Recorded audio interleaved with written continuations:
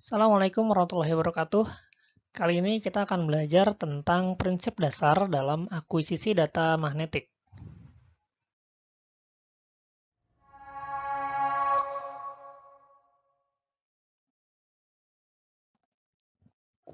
Secara umum bisa dikatakan bahwa pengukuran data geomagnetik merupakan salah satu yang paling cepat dan paling simpel jika dibandingkan dengan metode geofisika yang lain.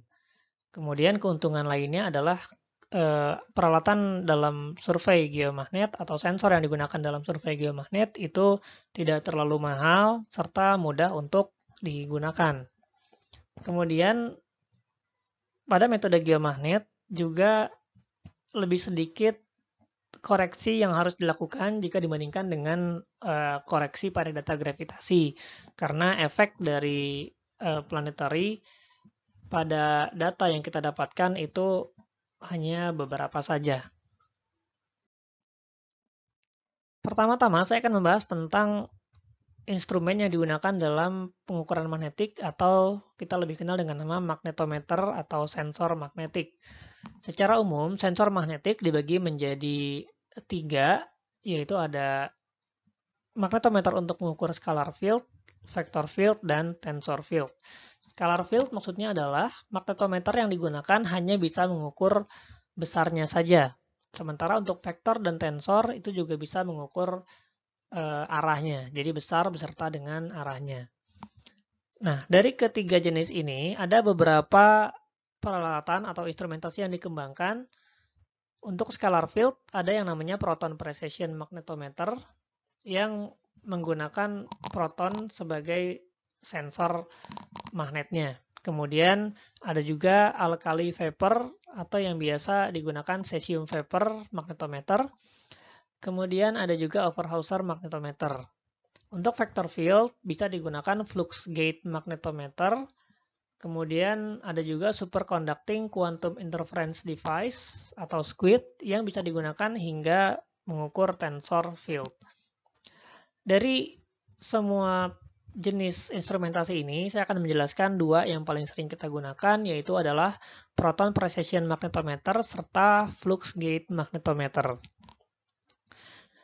Proton precession magnetometer itu hanya bisa mengukur besarnya saja, jadi tidak memperdulikan arah vektor medan magnetnya. Karena dia tidak memperdulikan arahnya, maka tidak perlu diorientasikan. Jadi ketika pengukuran kita bisa mengarahkan sensor itu di sebelah mana saja, ke arah mana saja, tidak perlu diorientasikan.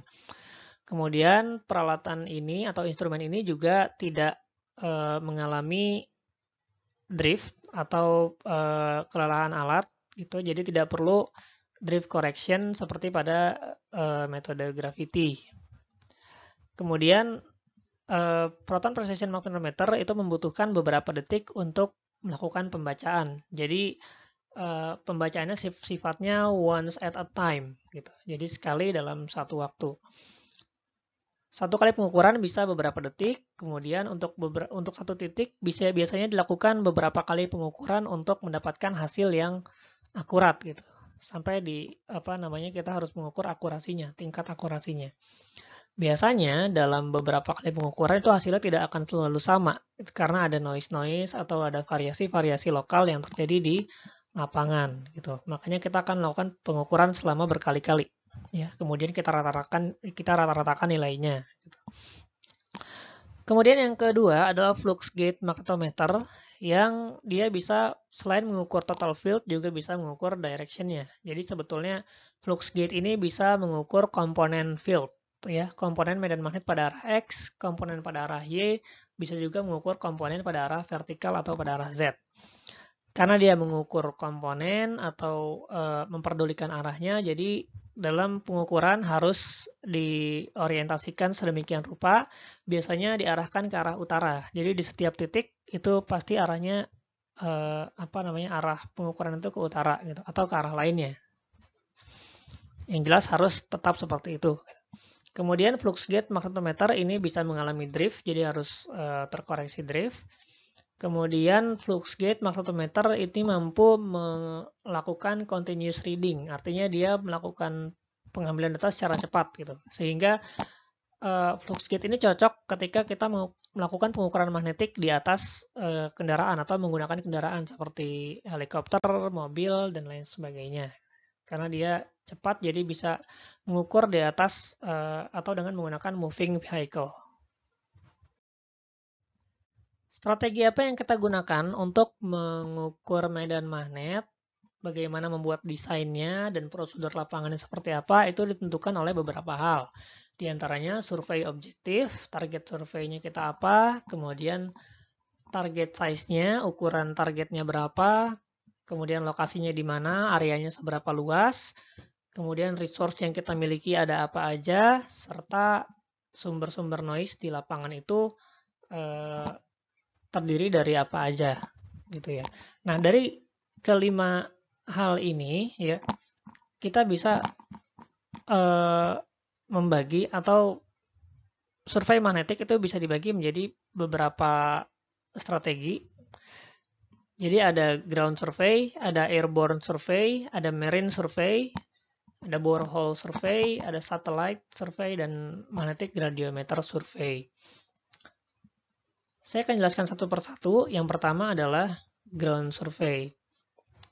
Pengukuran dekat dengan permukaan seperti ground atau marine survey seringkali digunakan karena memberikan resolusi yang paling baik. Karena sensornya itu berada dekat dengan anomali yang memang mau kita cari. Sehingga resolusinya itu lebih baik biasanya dibandingkan dengan metode-metode yang lain. Kemudian karena dia dilakukan di ground atau di atas permukaan tanah atau di atas permukaan laut, maka spasinya bisa diatur sedemikian rupa hingga memberikan resolusi yang paling baik. Yang kedua, ada yang namanya airborne magnetic survey, yaitu menggunakan pesawat, ya, bisa menggunakan automated vehicle atau bisa juga menggunakan helikopter. Airborne magnetic ini efektif digunakan untuk survei dalam area yang besar, sehingga dapat dilakukan dengan cepat gitu. Meskipun mungkin akan menjadi mahal karena kita harus menyewa helikopter, tapi itu tetap akan menghemat waktu gitu ya. Sehingga bisa juga menghemat pengeluaran untuk yang lainnya gitu. Atau airborne ini juga bisa digunakan ketika daerah kita memiliki akses darat yang belum memadai atau sulit untuk dilalui. Misalnya banyak pegunungan, banyak hutan, dan lain sebagainya. Pengukuran berikutnya adalah pengukuran marine. Ya jelas ketika kita ingin mengetahui anomali magnetik di bawah laut gitu ya. Maka cara paling efisien adalah dengan menggunakan perahu atau kapal gitu. Yang berikutnya adalah borehole measurement atau pengukuran di dalam lubang bor. Pengukuran ini dapat dilakukan untuk mengetahui kedalaman anomali magnetik dengan tingkat kepastian yang lebih tinggi. Jadi kalau di ground, di airborne, atau di marine, itu yang kita dapat adalah anomali magnetik terhadap variasi lateral. Gitu. Jadi hanya perbedaan variasi magnetik pada arah lateral, pada arah horizontal. Sementara kita tidak tahu kedalaman objek magnetiknya itu berapa dalam gitu. Tidak tahu pasti kedalaman itu berapa. Sementara kalau di borehole ini digunakan untuk mengetahui kedalamannya itu berapa gitu. Dengan tingkat kepastian yang lebih tinggi. Jadi sensornya itu dimodifikasi sedemikian rupa hingga bisa masuk ke dalam lubang bor dan melakukan pengukuran di dalamnya. Jenis pengukuran berikutnya adalah pengukuran dari satelit ya. Biasa kita gunakan datanya satelit magnetic satelit. Biasanya digunakan untuk studi mengenai perilaku medan magnet bumi secara umum serta bisa juga untuk memetakan anomali magnetik yang sifatnya regional dan berskala besar ya. Anomali magnetik dari litosfer yang sifatnya regional. Jenis pengukuran berikutnya atau strategi berikutnya adalah dengan menggunakan gradiometer. Magnetic gradiometer ini sederhananya adalah dua buah sensor magnet yang dipisahkan pada sebuah jarak, baik itu jaraknya vertikal maupun jaraknya horizontal. Kalau di gambar kita lihat sensornya itu dipisahkan pada arah vertikal. Sensor itu yang warna putih itu ya. Jadi yang terukur adalah perbandingan nilai magnetik dari kedua sensor tersebut. Kenapa harus digunakan gradiometer? Karena dalam metode gradiometer ini mampu meningkatkan efek dari anomali ya. Jadi efek dari anomali itu bisa lebih kelihatan karena mampu meminimalisir efek dari medan magnet yang sifatnya regional serta mengeliminasi variasi medan magnet bumi yang sifatnya temporal gitu. Biasanya metode gradiometer ini sering digunakan untuk survei-survei yang dangkal seperti survei arkeologi, kemudian pemetaan utilitas seperti pipa gitu ya. Kemudian unexploded ordnance dan lain sebagainya. Saya akan menjelaskan sedikit mengenai prosedur lapangan dalam survei darat. Jadi ada beberapa hal yang harus kita perhatikan. Di antaranya adalah resolusi data yang ingin kita capai, kemudian kedalaman target-target kita, ya. Kemudian juga sumber noise yang mungkin ada di lapangan. Terkait dengan resolusi, maka kita yakin bahwa resolusi itu merupakan fungsi dari kerapatan pengukuran. Semakin rapat titik-titik pengukurannya, maka resolusinya akan semakin baik. Kemudian, jika kita ingin mendapatkan anomali dari target yang kecil, maka jarak antar stasiun pengukuran itu juga harus kecil juga. Gitu. Kita membutuhkan jarak antar pengukuran yang lebih kecil untuk mendapatkan target yang kecil. Gitu. Artinya resolusinya harus lebih bagus. Gitu ya. Kemudian yang kedua adalah kedalaman target. Kedalaman target ini menentukan panjangnya survei profile atau lebarnya area pengukuran gitu, serta menentukan juga spasi antar station. Jadi lebar area pengukuran itu sebaiknya minimalnya sama dengan maksimum kedalaman target. Misalnya target kita maksimalnya itu adalah 4 km, maka lebar daerah pengukuran kita juga minimal itu 4 km. Kalau bisa sih lebih dari itu untuk menangkap extent of anomalinya gitu. Kemudian yang kedua, spasi antar stasiunnya harus lebih kecil daripada target kedalaman yang paling dangkal. Misalnya target kedalaman yang paling dangkalnya itu kita misalnya 1 kilo gitu ya. 1 kilo. Maka jarak antar stasiun paling maksimal itu 1 kilo. Gitu. Bagusnya kurang dari itu. Biasanya 500 meter gitu ya. Setiap 500 meter ada pengukuran dan seterusnya. Constraint yang ketiga adalah noise sources, yaitu sumber noise ya. Jadi dalam prosedur lapangan biasanya operatornya itu harus dicek dulu atau harus melepaskan dulu objek-objek yang bisa mengganggu sensor. Biasanya objek-objeknya yang mengandung medan magnet atau bisa mengeluarkan atau yang bersifat magnetik gitu ya. Jadi harus free from magnetic object kayak jam tangan, kayak handphone, kemudian ikat pinggang dan lain sebagainya. Kemudian dalam pengukuran darat ya, sensor ini juga biasanya harus dinaikkan 2 meter atau diangkat gitu ya, diangkat 2 meter dari permukaan tanah untuk menghindari pembacaan dari benda-benda kecil yang ada di permukaan. Misalnya ada kaleng gitu ya, misalnya ada besi kecil terkubur yang nggak kelihatan gitu dan bisa mengganggu pengukuran. Kalau misalnya kita meletakkan sensor di dekat sekali dengan tanah, maka itu bisa terbaca juga. Makanya kita harus angkat kira-kira 2 meter gitu untuk menghindari pembacaan dari objek-objek kecil yang bukan target kita. Sekarang kita akan mempelajari seperti apa sih kira-kira respon dari sensor magnetik itu terhadap objek atau benda magnetik yang ada di bawah permukaan. Yang pertama harus diketahui adalah bahwa interpretasi dalam metode magnetik atau interpretasi dari magnetic anomali itu lebih sulit ya, less intuitive daripada interpretasi dari data gravity. Kalau dari data gravity itu gampang gitu ya. Ada benda yang punya densitas tinggi, maka kita akan mendapatkan anomali gravitasi tinggi di titik itu gitu. Seperti yang udah kita pelajari sebelumnya. Tapi kalau magnetik tidak selalu seperti itu. Ya.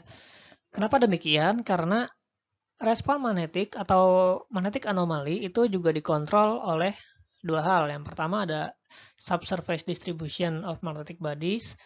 Jadi lokasi lokasi benda magnetik itu ada di mana gitu. Yang kedua juga dipengaruhi oleh medan magnet utama dari bumi gitu. Ada yang namanya sudut inklinasi dan deklinasi.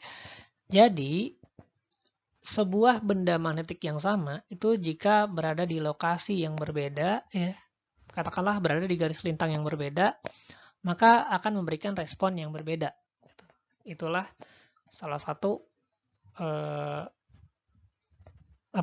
kesulitan yang kita alami ketika menginterpretasi data magnetik. Gitu.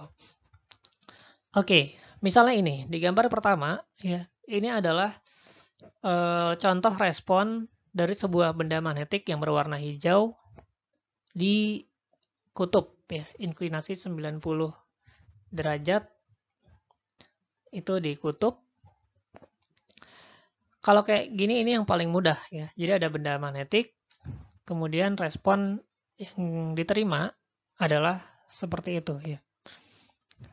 Ada respon field strength-nya tuh tinggi, gitu. Strength-nya tinggi. Jadi respon ini itu merupakan hasil dari total magnetic field yang terukur di sini itu adalah hasil dari magnetic field yang kita dapat dari benda anomalinya serta magnetic field dari buminya itu sendiri. Medan magnet bumi itu bentuk dilambangkan oleh Fe ini, ya. Sementara dari benda anomalinya adalah Fa. Kalau kita lihat di sini Fe-nya ke bawah, Fa-nya ke atas, ya. Maka Fe dan Fa akan saling menghilangkan. Itulah kenapa di sini terukurnya 0. Begitupun di sebelah sini. Fe dan Fa saling menghilangkan. Oke. Kemudian semakin ke tengah, ya, Fa-nya juga mengalami perubahan. Jadi di sini akan ada kenaikan di sebelah sini. Dan pas di tengah itu anomali magnetik dari benda magnetiknya dengan medan magnet dari bumi itu berada pada arah yang sejajar, gitu ya, pada arah yang sama, sehingga kedua-duanya saling menjumlahkan. Makanya kita akan dapat anomali magnetik yang tinggi di sini. Nah, kalau benda yang sama itu ada di, katakanlah di daerah beriklim subtropis gitu ya, dengan inklinasi 45 derajat, maka bentuknya akan berbeda. Kira-kira bentuknya menjadi begini. Kenapa bisa dapat begini? Itu prosesnya sama seperti yang sebelumnya saya jelaskan, yaitu adalah hasil dari penjumlahan antara medan magnet dari benda magnetiknya dengan medan magnet dari bumi. Kalau kita lihat di sini, di titik pertama ini ya, nilainya 0, itu karena medan magnet dari anomalinya itu arahnya ke sana, medan magnet buminya ke sana. Makanya saling menghilangkan. Oke. Kemudian di daerah sini ya, itu medan magnet buminya ke sana, medan magnet anomalinya ke sana, tapi dia lebih besar karena dia lebih dekat dengan benda anomalinya, maka anomalinya lebih besar. Sehingga yang kita dapat adalah nilainya menjadi negatif, gitu ya. Nilainya menjadi negatif. Sementara di bagian sini, ini sama-sama berada pada arah yang sama antara medan magnet dari bumi dengan medan magnet dari anomali, maka akan saling menjumlahkan, maka kita akan dapat nilai maksimum di sini. Ya. Sementara di bagian sini, ya sama seperti di bagian awal tadi, ya. Akan saling menghilangkan, atau kira-kira bedanya itu segini. Gitu ya. Ini di suatu daerah yang beriklim subtropis. Benda yang sama, anomalinya berbeda. Bagaimana kalau diukur di daerah ekuator? Ya. Ekuator tuh inklinasinya 0 derajat. Jadi kalau kita ukur benda yang sama, maka kira-kira responnya akan seperti ini. Responnya akan seperti ini. Ya, kalau kita jabarkan seperti tadi, maka paling gampang dilihat di bagian tengah. Ya, bagian tengah, medan magnet bumi di ekuator itu arahnya ke atas. Kalian bisa bayangin ya, ini ada bumi gitu ya, ada bumi, medan magnetnya kan gitu ya. Kira-kira begitu. Maka di ekuator ini arah medan magnet buminya adalah sejajar dengan permukaan, gitu. Sementara di kutub tadi arahnya dia masuk ke dalam atau tegak lurus dengan permukaan. Kalau di ekuator kira-kira begini. Kemudian jika ada benda magnetik yang sama, ya, maka benda magnetik ini akan mempunyai medan magnet yang dihasilkannya, baik dari induced magnetization maupun remanen, arahnya di bagian sini akan seperti ini, ya, berlawanan dengan arah medan magnet bumi, gitu. Dimana efek dari benda anomali ini akan lebih besar dibandingkan efek dari medan magnet bumi, makanya nilainya jadi negatif. Seperti itu, ya. Kemudian di bagian sini, kalau di bagian sini mungkin ini masih ada sedikit kesamaan arah gitu ya, makanya ini jadi naik dan seterusnya. Kalau kalian perhatikan di bagian sini itu magnetik anomalinya itu arah polaritasnya itu mengikuti medan magnet bumi. Ya. Negatifnya di sini, positifnya di sini. Karena kan batuan itu kan diinduksi magnetiknya oleh medan magnet bumi. Jadi arah polaritasnya itu akan sama dengan arah medan magnet buminya. Begitupun dengan dua contoh yang sebelumnya. Setelah kita mendapatkan data magnetik hasil pengukuran, maka yang pertama dilakukan adalah kita harus terlebih dahulu mengoreksi datanya sebelum diolah lebih lanjut. Koreksi data magnetik itu hanya beberapa saja, yaitu ada koreksi yang diakibatkan oleh variasi sekular atau variasi tahunan, dan koreksi yang diakibatkan oleh variasi diurnal atau variasi harian.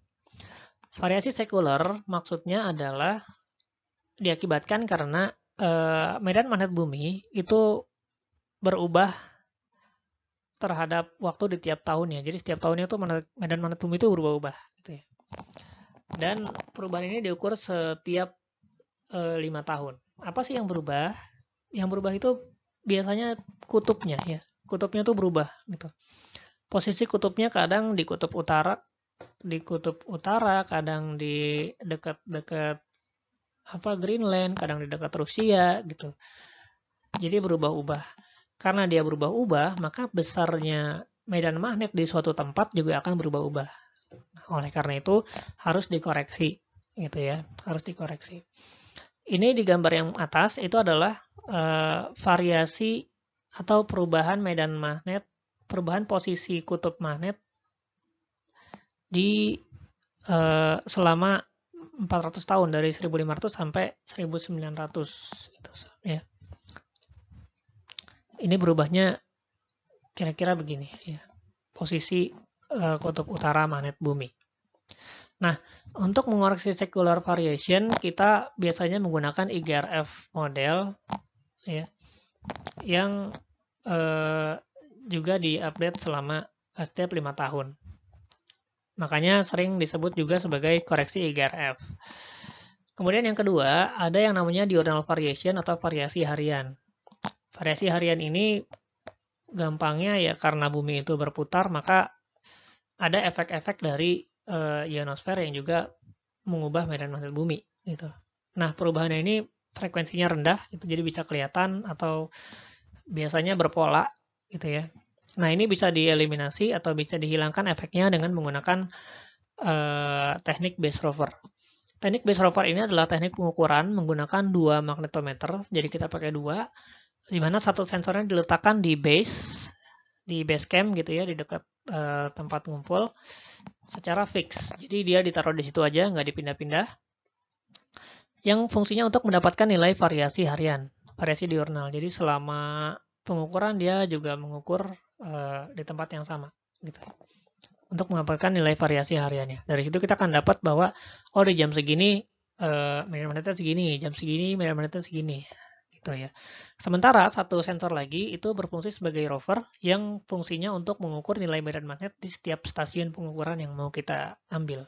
Gitu.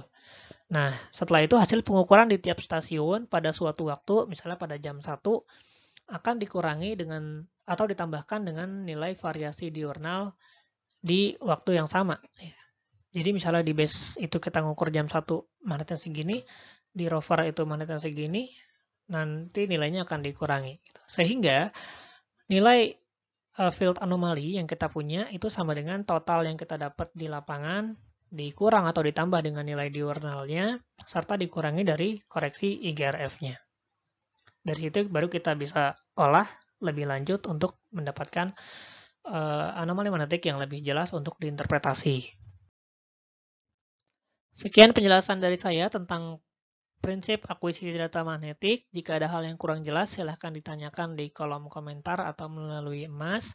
Akhir kata saya ucapkan Assalamualaikum warahmatullahi wabarakatuh.